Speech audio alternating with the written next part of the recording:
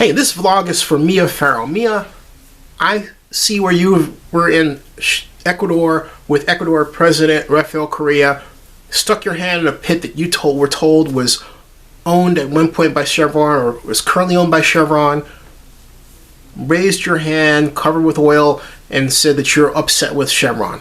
Let me tell you something. First of all, I'm going to lay it down to you straight.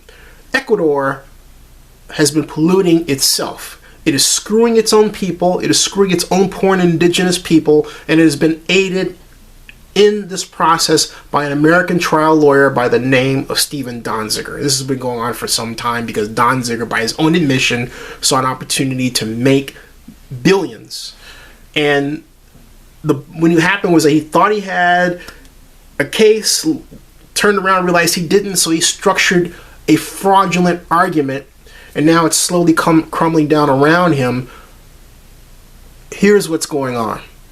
Between 1967 and 1992, Ecuador was originally the minority shareholder in a consortium with Texaco. They call it TexPet.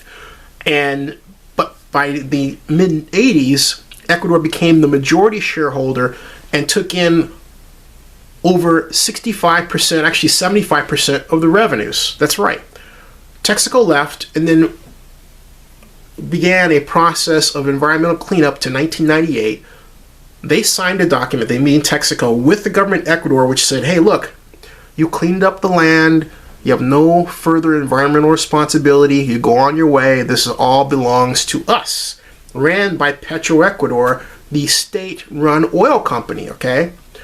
So, meanwhile, Donziger comes in 93, files this lawsuit, and because of a lot of changing of the guard of employees between Ecuador, Chevron, and Texaco, a lot of papers were left out, and a lawsuit formed that was such that Chevron was accused of not cleaning up the environment, which simply isn't true.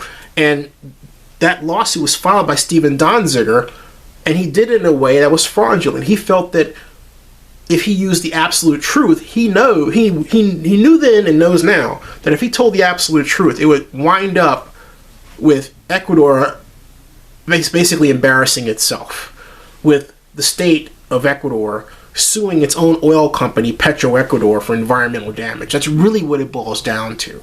But Ecuador doesn't have that kind of money, so it's trying to extort the money from an American company that was there at one point. And while you might think this is incredulous, Ecuador has a history of taking and, if you will, fraudulently stealing from American oil companies. Just ask Occidental Petroleum, which was kicked out in 2007 in Ecuador and stole their luxury cars. True story.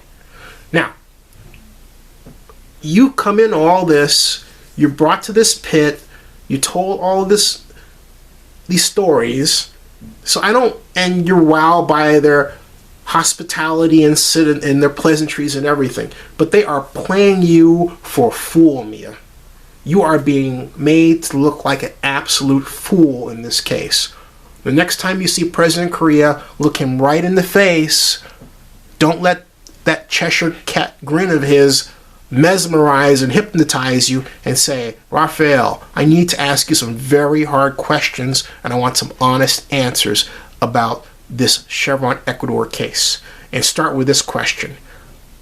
Are you telling the truth? And is it true that Petroecuador has been spilling more oil in the land even to today at ungodly rates? If he says that that's not the case, he's lying.